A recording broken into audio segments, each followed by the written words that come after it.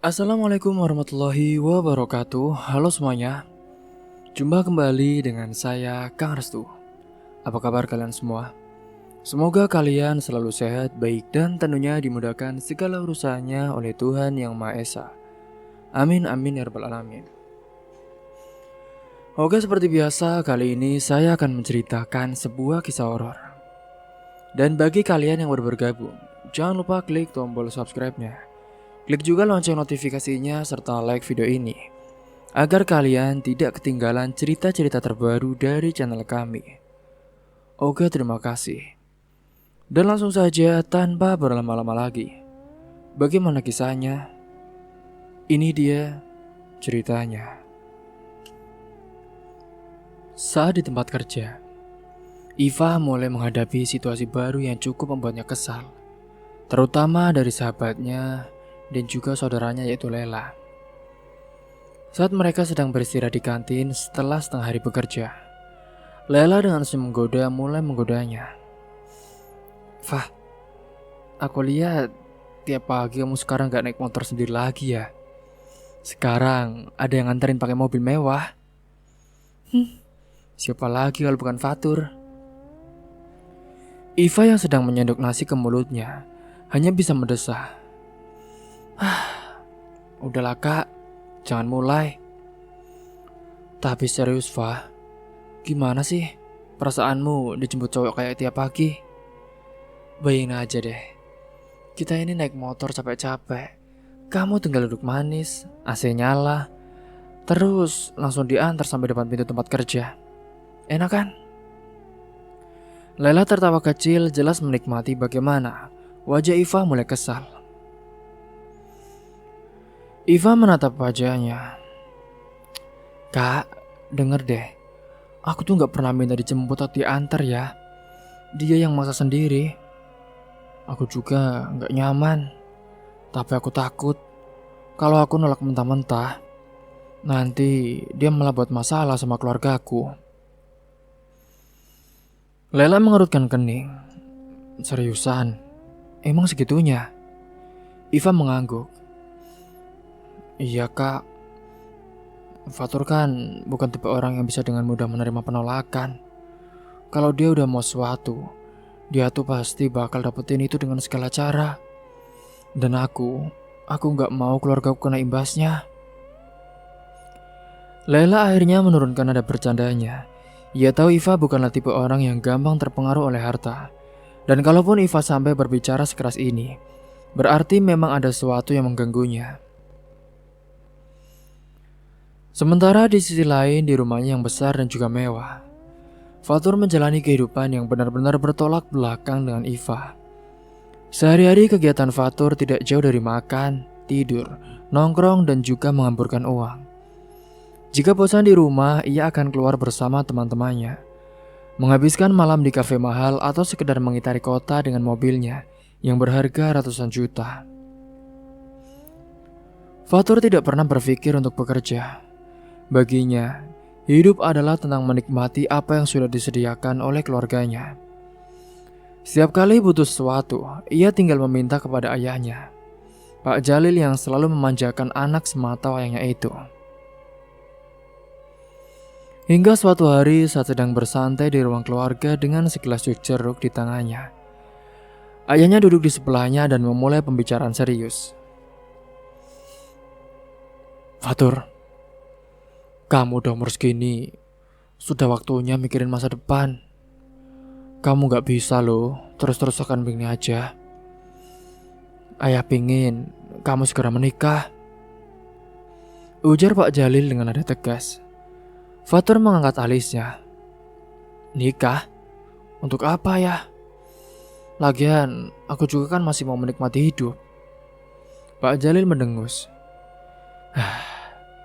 "Menikah itu bukan cuma buat kesenangan. Kamu harus mulai belajar bertanggung jawab. Lagi pula, kalau kamu sudah punya istri, kamu akan lebih tenang. Tidak cuma main-main terus." Fatur mendecakkan lidah, lalu meletakkan gelasnya di meja. Ia tidak suka kalau sudah berbicara soal tanggung jawab ataupun masa depan. Tetapi kemudian ia tersenyum karena mengingat sesuatu.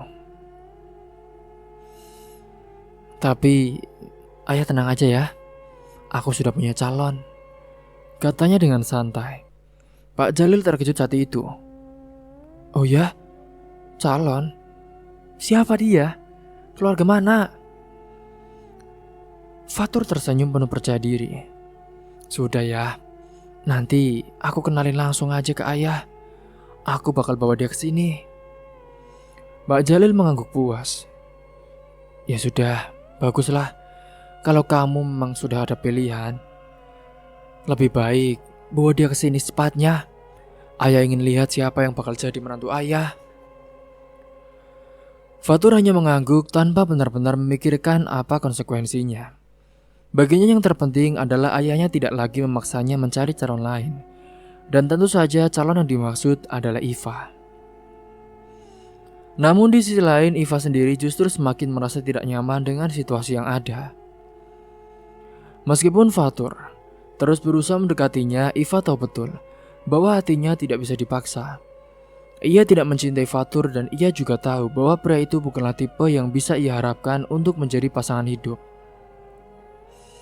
Tetapi masalahnya bagaimana ia bisa menghindar dari Fatur. Dalam pikirannya hanya ada satu cara untuk bisa benar-benar menghentikan Fatur dan terus mengejarnya, yaitu dengan menemukan seorang yang benar-benar ia cintai. Itu adalah satu-satunya cara supaya Fatur tidak terus mengejarnya. Namun siapa pria itu? Iva yang sekarang tidak pernah benar-benar memikirkan soal cinta sebelumnya. Selama ini ia hanya fokus pada pekerjaannya, membantu orang tuanya dan menjalani kehidupan dengan sederhana. Tetapi kini ia merasa bahwa ia harus menemukan seorang yang bisa melindunginya dari Fatur. Bukan hanya sekedar pelarian, tetapi seseorang yang benar-benar bisa mengisi hatinya. Namun masalah sekarang, Iva tidak tahu siapa orang itu. Dan tanpa ia sadari, waktu terus berjalan dan Fatur semakin serius dalam usahanya untuk mendapatkannya. Kini singkat cerita, memang Fatur semakin gencar mendekati Iva. Seakan tidak ada hari tanpa dirinya muncul di hadapan gadis itu.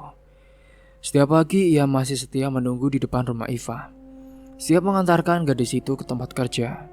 Di tempat kerja pun, ia beberapa kali mengirimkan makanan mewah yang membuat Iva semakin tidak nyaman.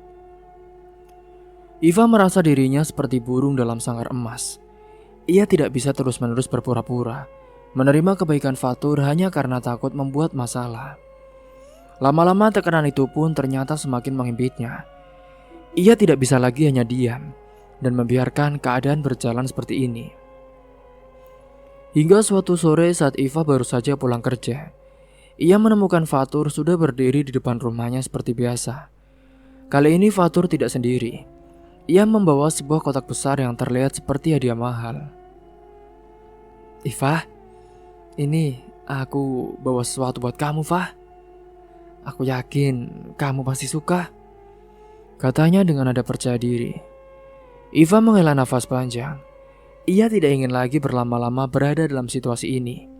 Sudah terlalu sering ia membiarkan Fatur mendominasi keadaan. Dan kali ini ia merasa sudah waktunya untuk mengambil sikap tegas. Dengan tatapan tajam, Iva menatap Fatur dan berkata dengan lantang. Fatur, cukup ya. Aku gak bisa terus begini. Aku harus jujur sama kamu. Fatur menaikkan alisnya, seolah tidak mengerti maksud perkataan Iva. Maksud kamu apa, Fah? Kamu ngomong apa? Iva mengatur nafasnya sebelum melanjutkan. Aku tidak mencintai kamu, Fatur. Dan aku juga gak bisa pura-pura terus untuk menerima perhatian dari kamu, karena hatiku sudah memilih orang lain. Perkataan itu pun bagaikan petir saat itu. Ekspresi percaya dirinya langsung pudar dari Fatur, berganti dengan keterkejutan dan juga kemarahan yang tertahan. Apa maksud kamu, Fah? Apa maksud kamu? Tanyanya dengan nada lebih serius. Iva tidak bergeming. Aku sudah punya calon sendiri. Dan aku akan menikah dengan Aldan, anak ustadz di kampung ini, katanya dengan tegas. Dia berucap seperti itu adalah sebuah ucapan supaya Fatur tidak mengejarnya. Sebenarnya ia tidak ada hubungan apa-apa dengan Aldan. Fatur benar-benar terkejut. Ia tidak menyangka bahwa setelah semua usaha yang ia lakukan, Iva justru memilih pria lain. Aldan siapa, Fa? Dia siapa? Apa yang dia punya sampai kamu lebih memilih dia daripada aku? Fatur mulai kehilangan kesabarannya. Iva menatapnya dengan mata penuh ketegasan. Fatur, yang aku cari bukan kekayaan, Fatur. Aku butuh seorang yang bisa membimbingku, yang bisa menghargai aku dan yang punya akhlak baik. Aldan adalah orang itu. Wajah Fatur berubah merah padam. Ia merasa dipermalukan. Ia sudah mengeluarkan banyak usaha untuk mendekati Iva. Bahkan berniat memperkenalkannya pada ayahnya. Tapi sekarang, semua itu terasa sia-sia. Kamu serius memilih orang itu dibanding aku, Fa? Suaranya terdengar penuh emosi. Iva mengangguk tanpa ragu. Iya, Tor. Aku serius. Aku minta maaf. Fatur mengepalkan tangannya, berusaha menahan amarahnya. Ia tidak bisa menerima kenyataan bahwa ia, seorang pria kaya, anak juragan kaya, yang terbiasa mendapatkan apa yang dia inginkannya, justru kini ditolak mentah-mentah oleh seorang gadis sederhana seperti Iva.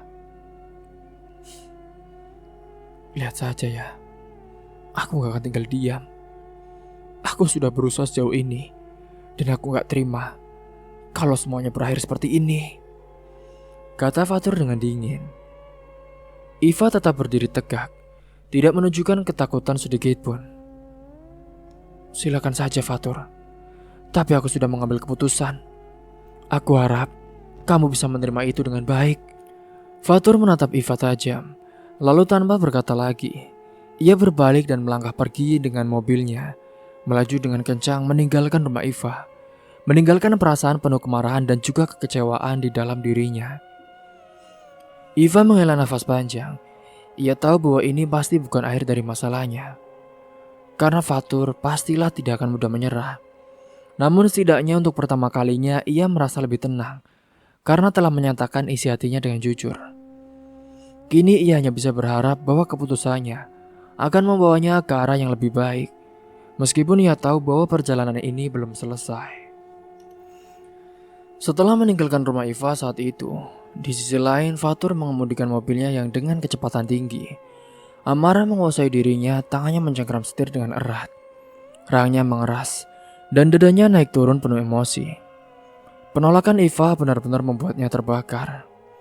Hingga sampainya di rumah, ia pun langsung naik ke kamarnya. Dan tanpa berpikir panjang, ia mengamuk. Barang-barang yang ada di meja dilempar, vas bunga pecah berhamburan di lantai. Kursi terjungkal, bahkan layar televisi pun terkena pukulannya hingga retak. Apaan ini? Aku, Fatur Jalil, ditolak. Aku gak pernah ditolak seumur hidupku. Sialan, teriaknya dengan marah. Dadanya bergemuruh penuh kebencian. Selama ini semua yang ia inginkan selalu bisa ia dapatkan dengan mudah. Uang, mobil, wanita, tidak ada yang bisa menolak pesonanya. Tapi kenapa saat ia benar-benar mencintai seorang, Iva, seorang gadis sederhana yang hidupnya berkali-kali lipat lebih rendah darinya, justru berani menolak dirinya mentah-mentah, bahkan mempermalukannya. Bukan hanya menolak, tapi juga memilih anak Ustadz, Aldan, seorang lelaki kampungan yang tidak punya harta, tidak punya kekuasaan, tapi justru lebih dipilih oleh Iva dibanding dirinya. Fatur meremas rambutnya sendiri. Ia tidak bisa terima. Kalau cara halus gak bisa, aku gak akan segan pakai cara kasar. Desisnya penuh dendam. Pikiran jahat pun mulai memenuhi kepalanya. Kalau Iva tidak bisa dimiliki dengan cara baik-baik, maka ia akan memastikan bahwa gadis itu tidak akan bahagia dengan laki-laki lain. Ia duduk di tepi ranjang mengatur nafasnya yang masih memburu. Lalu ia pun segera mengambil ponselnya dan mulai mengetik pesan kepada salah satu anak buahnya. cari tahu tentang Aldan. Aku mau tahu semuanya tentang dia. Sekecil apapun informasinya, aku mau tahu. Tak lama kemudian ada balasan di ponselnya. Siap bos, saya segera cari informasi tentang dia. Fatur tersenyum sinis. Jika Aldan adalah penghalang, maka ia akan menyingkirkannya. Di sisi lain, Iva juga duduk termenung di kamarnya, memikirkan kejadian tadi. Jantungnya masih berdebar kencang. Ia tahu keputusannya untuk berbohong soal Aldan bisa membawa masalah. Tapi saat itu, ia tidak punya pilihan lain. Ia hanya ingin menghentikan Fatur. Namun sekarang setelah semuanya telah terjadi, ia juga mulai khawatir. Bagaimana jika Fatur nantinya malah benar-benar melakukan sesuatu pada Aldan? Bagaimana jika Aldan yang bahkan tidak tahu apa-apa ikut terseret dalam masalah ini? Iva hanya memejamkan mata dan menghela nafas panjang. Ia harus mencari cara untuk membereskan semua ini sebelum keadaan semakin memburuk. Sementara itu di rumah Aldan, pemuda itu sedang bersiap-siap untuk berangkat ke masjid ketika salah seorang temannya datang dengan wajah penuh kekhawatiran. Dan, Aldan, kamu tahu gak? Ada orang-orang yang kayaknya lagi cari info tentang kamu. Cari info? Emangnya maksud kamu apa? Ya aku gak tahu pasti sih. Tapi yang jelas, mereka bukan orang sembarangan. Mereka kayak orang suruhan gitu. Aldan semakin bingung. Ia bukan orang yang suka cari masalah. Selama ini hidupnya sederhana, hanya mengurus masjid, mengajar anak-anak mengaji dan membantu orang tuanya. Lalu kenapa tiba-tiba ada orang yang mencari informasi tentang dirinya? Ia tidak tahu bahwa kini ia telah menjadi target dari seorang yang dipenuhi dendam. Sementara di rumahnya, Fatur duduk di ruang tamu dengan ekspresi yang dingin, menunggu laporan dari anak buahnya. Tidak butuh waktu lama sebelum seseorang mengetuk pintu dan masuk dengan penuh hormat. Bos, kami sudah dapat info tentang Aldan. Fatur melirik anak buahnya dengan tatapan tajam. Bagus, ceritakan semuanya. Anak buahnya mengangguk. Ternyata benar bos, Aldan itu anak dari seorang ustadz yang sangat dihormati di kampungnya. Dia juga mengajar mengaji di masjid. Hidupnya sih sederhana bos, dan dia gak banyak tingkah. Orang-orang banyak kenal karena dia orang baik. Jadi dia memang malaikat kecil ya. Fatur mencibir dengan katanya dengan penuh sindiran. Tapi bos, ada satu hal menarik. Menarik? Apa? Anak buahnya ragu sejenak sebelum dirinya mengatakan, sebenarnya bos, dia dan Iva, kata orang-orang gak ada hubungan apa-apa. Kami sudah tanya-tanya bos, dan mereka semua bilang kalau Aldan gak pernah menyebut Iva sebagai calon istrinya. Mata Fatur langsung membelalak. Apa? Sepertinya Iva hanya mengatakan itu untuk menghindari bos. Fatur terdiam lalu tiba-tiba tertawa kecil. Tapi tawanya penuh kemarahan yang tertahan. Tapi dia bohong. Kalau dia cuma cari alasan biar gue berhenti ngejar dia. Untuk apa ya? Fatur menggetar giginya. Kalau gitu, aku minta kalian bereskan semuanya. Aku gak peduli gimana pun caranya. Pokoknya aku mau Iva tahu bahwa gak ada yang bisa nolak saya suka hati. Ingat. Anak buahnya pun mengangguk patuh. Di saat yang sama Iva semakin gelisah. Ia merasa ada sesuatu yang tidak beres. Dan ternyata firasatnya benar. Fatur tidak akan tinggal diam. Ia akan melakukan segala cara untuk memastikan bahwa Iva menyesali keputusannya. Dan kini perang dingin antara mereka pun telah dimulai. Malam itu setelah selesai sholat isya di masjid singkatnya, Iva berjalan pulang dengan langkah santai. Hawa malam yang sejuk membuatnya sedikit tenang. Meskipun pikirannya masih dipenuhi berbagai hal tentang Fatur, ia sadar bahwa penolakannya terhadap pria itu tidak akan begitu saja diterima dengan mudah hingga kapanpun. Ketika ia berjalan hampir sampai di gang menuju rumahnya, ia tak sengaja berpapasan dengan Aldan. Pemuda itu baru saja keluar dari masjid mengenakan baju koko putih dan juga sarung sederhana. Wajahnya terlihat bersih dan teduh di bawah sorotan lampu jalan yang temaram. Iva, kebetulan banget nih. Iya Mas Aldan, ada apa ya? Ini Fah, tadi ibu minta tolong. Katanya Bu Siti lagi sakit. Dia sendirian di rumah, karena kan anak-anaknya lagi di luar kota. Terus Ibu Siti bilang dia minta aku nengokin. Kamu mau ikut? Iva langsung mengangguk. Iya Mas, tentu saja. Kasihan juga Bu Siti kalau sendirian. Aku ambil sesuatu dulu ya Mas di rumah, buat dibawain. Iya, aku tunggu di depan gang saja ya. Iva bergegas masuk ke rumah dan mengambil beberapa buah serta roti yang bisa diberikan untuk Bu Siti. Tak lama kemudian ia pun keluar lagi dan berjalan bersama Aldan menuju rumah wanita sepuh itu. Namun di tempat yang sedikit lebih jauh, tanpa mereka sadari, ternyata ada sepasang mata yang sejak tadi memperhatikan mereka dengan penuh amarah. Dia adalah Fatur yang duduk di atas motor besar miliknya, ditemani dua temannya yang ikut dalam perjalanan ke kampung Iva malam ini. Sebenarnya ia datang ke kampung itu hanya untuk memastikan apakah Iva benar-benar menjalin hubungan dengan Aldan atau tidak. Tapi kini dengan matanya sendiri, ia melihat mereka berjalan berdua dalam gelapnya malam. Bagi Fatur ini bukan sekedar kebetulan.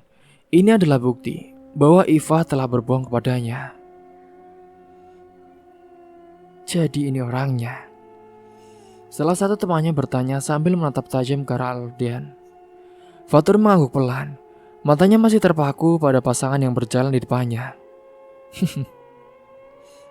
Dia kelihatan cupu. Timbal teman yang lain. Fatur pun menghela nafas panjang, berusaha menahan amarahnya. Gue gak butuh komentar ya. Gue cuma pengen lo berdua kasih dia pelajaran. Tapi apa rencananya ya? Apa? Fatur menyeringnya kecil, wajahnya penuh dendam. Biarin dulu, kita tunggu waktu yang tepat.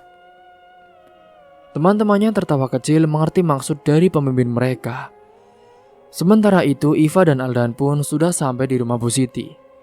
Mereka mengetuk pintu perlahan dan tak lama saat itu terdengar suara serak dari dalam. Siapa? Bu Siti, ini Iva Bu. Iva sama Aldan. Pintu kayu tua itu pun terbuka perlahan, menampilkan wajah keriput Bu Siti yang terlihat lemah. Ia tersenyum samar ketika melihat ada tamu.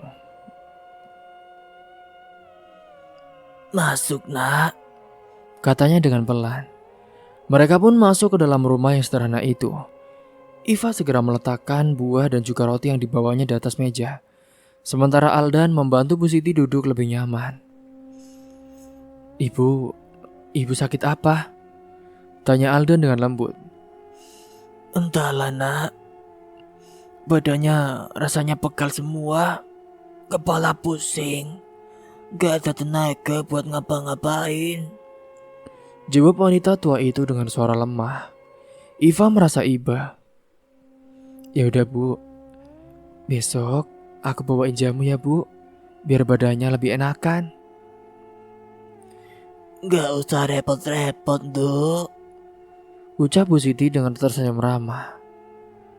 Gak repot kok Bu, yang penting ibu bisa cepat sembuh. Lagian ibu kasihan loh, tinggal di rumah sendirian. Jawab Iva dengan tulus. Aldan juga menawarkan bantuan. Iya Bu, kalau ibu butuh bantuan atau sesuatu bisa minta tolong sama saya juga. Jangan segan-segan ya. Bu Siti tersenyum lebih lebar, matanya berkaca-kaca. Kalian anak baik. Mereka berbincang sebentar, menenangkan hati wanita tua itu sebelum akhirnya berpamitan pulang. Namun di luar sana ternyata Fatur sudah memiliki rencana.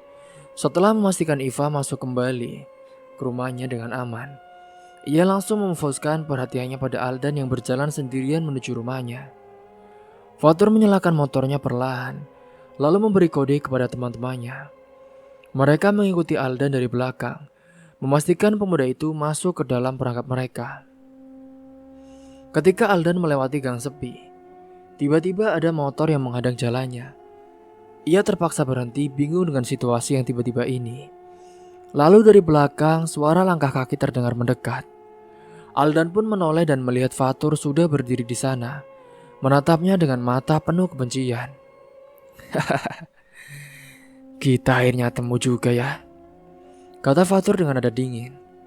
Aldan tetap tenang meskipun situasi ini jelas tidak menguntungkannya. Anda siapa ya? Ada perlu apa sama saya? Tanya Aldan. Fatur tersenyum tipis dan juga sinis. Lo benar-benar gak tahu gue siapa? Aldan menggeleng. Fatur pun mendecakkan lidahnya. Gue Fatur. Gue cuma mau ngobrol sama lo tentang Iva. Iva? Apa maksudmu? Ucap Aldan mengangkat alisnya. Fatur mengambil langkah maju mendekati Aldan dengan tatapan mengintimidasi. Lo dekat sama Iva kan? Lo mau nikah sama dia? Aldan menatapnya tanpa takut. Iva itu teman aku. Itu saja. Siapa yang mau menikah dengan dia? Fatur tertawa sinis. Oh iya, gak usah bohong deh. Kenapa dia bilang kalau kamu calon suaminya? Aldan terdiam sesaat. Ia tidak menyangka Iva mengatakan hal seperti itu. Jawab! Suara Fatur meninggi. Emosinya meledak. Aldan pun akhirnya berbicara. Saya gak tahu ya kenapa Iva bilang begitu. Tapi yang jelas, Iva memang anak yang baik, soleha, cantik. Namun untuk sekarang dia tidak ada hubungan seperti yang kamu pikirkan. Fatur semakin marah. Brengsek Yoda. Jangan bohong. Gue lihat sendiri. Kalian jalan bareng tadi. Kamu jangan salah paham ya. Kamu hanya menjenguk tetangga yang sakit. Terus kenapa emangnya kalau aku berjalan sama dia? Aldan tetap tenang meski situasinya semakin buruk. Fatur tidak peduli lagi. Baginya Aldan adalah penghalang. Jika ia tidak bisa mendapatkan Iva, maka tidak ada orang lain yang boleh mendapatkannya. Tanpa baba, salah satu teman Fatur pun melangkah maju dan mendorong Aldan hingga hampir terjatuh. Sialan loh. Apa-apaan ini? Seru Aldan, mencoba menjaga keseimbangan. Fatur melipat tangannya menatap Aldan dari atas sampai ke bawah. Lo ingat-ingat gue ya. Gue anak orang kaya. Gue punya segalanya. Lo tahu, gue gak suka kalau ada orang yang berani ngerebut sesuatu dari gue. Iva itu harusnya buat gue. Aldan menggeleng. Astagfirullah. Iva bukan barang yang bisa direbut. Dia berhak memilih siapa yang dia mau. Fatur pun semakin jengkel. Dia mengepalkan tangannya. Kalian ajarin dia sedikit, perintahnya. Teman-temannya pun mulai melangkah maju mengepung Aldan. Pemuda itu bersiap, tahu bahwa ia tidak akan bisa menghindari pertarungan ini. Dan di malam yang gelap itu, sebuah pertarungan yang tidak seimbang pun dimulai. Sementara di sisi lain, Iva yang baru saja mencuci kakinya di depan rumah. Malam itu udara begitu dingin, tetapi pikirannya terasa lebih dingin lagi setelah kejadian tadi di rumah Bu Siti. Ia masih teringat dengan wajah lelah wanita tua itu dan bagaimana Aldan dengan sabar menenangkannya. Dan saat Iva masuk ke dalam rumah dan membuka tasnya untuk memastikan barang-barangnya, matanya menangkap sesuatu yang bukan miliknya, yaitu sebuah ponsel yang tergeletak di dalam tasnya. Ia mengambilnya dan melihat layar yang menampilkan wallpaper sederhana dengan tulisan Aldan. Astagfirullah, ini HP Mas Aldan. Dia pasti lupa dan malah ketitipan di tasku. Hingga tanpa berpikir panjang, Iva pun mengambil jilbabnya lagi dan segera keluar rumah. Ia tidak ingin Aldan kebingungan mencari ponselnya. Malam semakin larut, kampung pun sudah mulai sepi. Saat itu kira-kira pukul jam 9 malam. Hanya suara jangkrik yang terdengar bersaut-sautan. Iva melangkah cepat melewati jalan kecil yang sepi menuju rumah Aldan. Namun ketika ia hampir sampai di sebuah persimpangan dekat kebun dan juga area pemakaman tua, telinganya menangkap suara gaduh. Brengsek lo, udah bilang jangan deket-deket sama Iva. Buk buk buk buk buk buk. Suara pukulan-pukulan yang terdengar dengan jelas. Suara itu begitu familiar. Penuh kemarahan, Iva pun langsung berhenti. Jantungnya berdegup dengan kencang. Dari balik pohon besar itu ia mengintip ke arah sumber suara. Ia menahan nafasnya saat melihat di sana pemandangan mengerikan di depan matanya. Di tengah jalan setapak yang gelap, Aldan dikelilingi beberapa orang. Tubuhnya sudah penuh luka, bibirnya berdarah dan wajahnya penuh lebam. Fatur berdiri di depannya dengan tangan mengepal, siap menghantamnya lagi. Bilang, lo bakal jauhin Iva atau enggak? Fatur berteriak, wajahnya merah oleh amarah. Aldan pun meskipun terluka parah, dia tetap berdiri dengan susah payah. Dengan suara lemah ia menjawab, Aku gak ada pernah hubungan sama Iva. Seperti kamu pikirkan, dia cuma temanku. Lagi pula, kalaupun jodoh, itu bukan kehendakku, itu dari Tuhan. Namun lagi-lagi pukulan menghantamnya. Buk. Tanpa peringatan lagi, sebuah pukulan keras mendarat lagi di perut Aldan, membuatnya terjatuh ke tanah. Iva menutup mulutnya. Ia menahan teriakan yang hampir keluar. Air matanya sudah menggenang di pelupuk mata.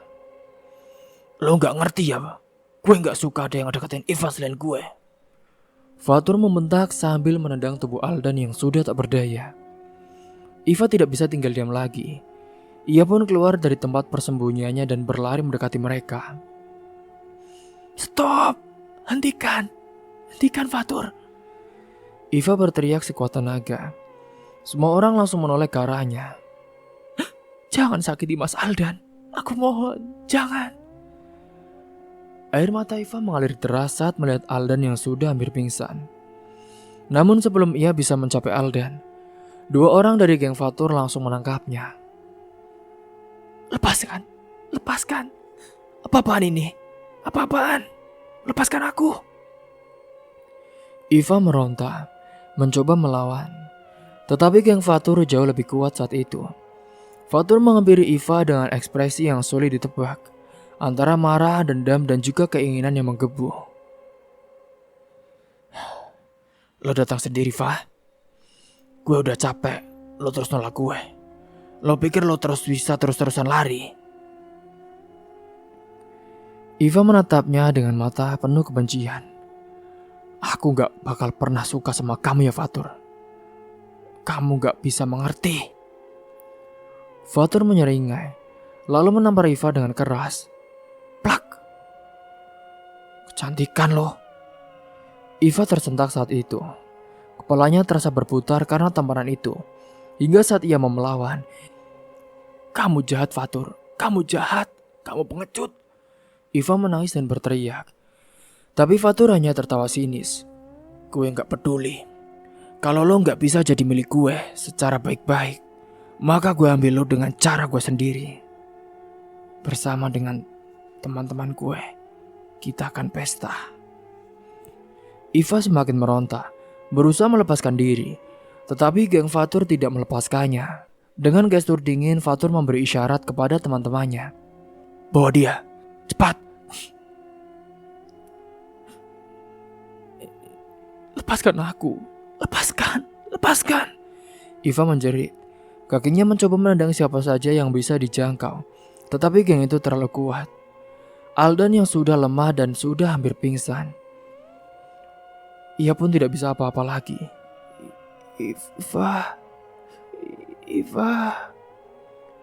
Fatur dan gengnya pun menyeret Iva menuju sebuah tempat kosong yang ada di luar kampung. Sementara teman-temannya yang naik motor dan Fatur yang juga membawa mobil. Ia sudah menunggu di tepi jalan, siap membawa Iva pergi. Iva terus berteriak menangis memohon agar dilepaskan, tetapi mereka tidak peduli. Malam itu, nasib Iva berada di ujung tanduk dan tak ada satupun yang bisa menolongnya.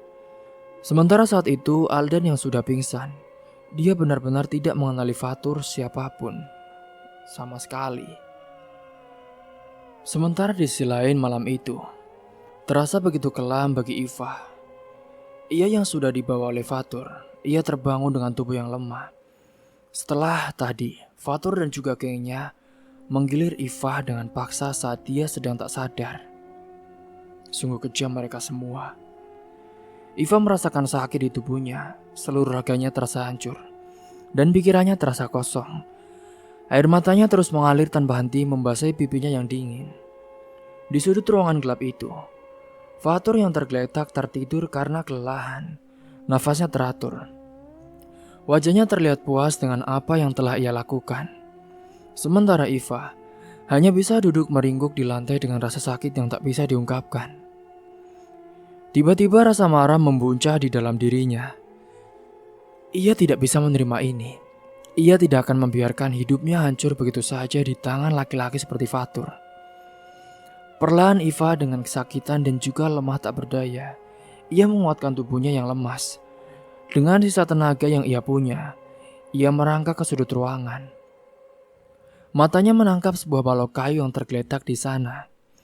Tangannya gemetar bergetar saat menggenggamnya, tetapi hatinya penuh tekad. Ia harus membela dirinya sendiri. Dengan nafas terengah-engah, Iva pun bangkit berdiri. Kakinya masih lemas tetapi ia berusaha menguatkan diri. Ia melangkah perlahan mendekati Fatur yang masih tertidur pulas. Matanya dipenuhi kebencian, ia mengangkat balok kayu itu setinggi mungkin, siap menghantamkan ke kepala Fatur. Namun saat ia bersiap mengayunkan, tiba-tiba, puk! Sebuah tendangan keras menghantam kakinya dari belakang, membuatnya Iva kehilangan keseimbangan. Iva terjatuh ke lantai dengan tubuh terentak keras. Apa yang lo mau lakuin, ah? Suara kasar terdengar dari belakangnya. Salah satu teman Fatur yang ternyata masih berjaga di luar telah masuk ke dalam dan langsung menyerangnya. Iva mengerang kesakitan, namun meskipun tubuhnya lemah, ia tidak menyerah begitu saja. Dengan cepat ia meraih kembali balok kayu yang hampir terlepas dari genggamannya dan langsung mengarahkan ke arah pria itu. Balok kayu itu pun mengenai bau pria tersebut, membuatnya terhuyung mundur sambil mengaduh kesakitan. Iva tidak menyia-nyiakan kesempatan itu. Ia pun langsung bangkit dan berlari secepat yang ia bisa, keluar dari ruangan itu menuju jalanan gelap yang sepi. Jantungnya berdegup kencang, nafasnya tersengal-sengal. Rasa sakit di tubuhnya terasa menyiksa. Tetapi ia tidak peduli, ia harus kabur sejauh mungkin. Namun sayangnya saat itu teman-teman Fatur tidak tinggal diam. Mereka segera mengejarnya dengan motor. Deru mesin kendaraan terdengar nyaring di telinganya, mendekat dengan cepat. Iva yang berusaha berlari lebih cepat meskipun kakinya sudah terasa lemas. Tetapi jalanan tanah yang licin membuat langkahnya tidak stabil. Ia terus berlari tanpa menoleh ke belakang, meskipun suara motor itu semakin dekat. Dan kemudian Iva yang sudah lemas. Brak! Sebuah motor dengan kecepatan tinggi sengaja menabrak kakinya dengan keras, membuatnya terpental ke pinggir jalan.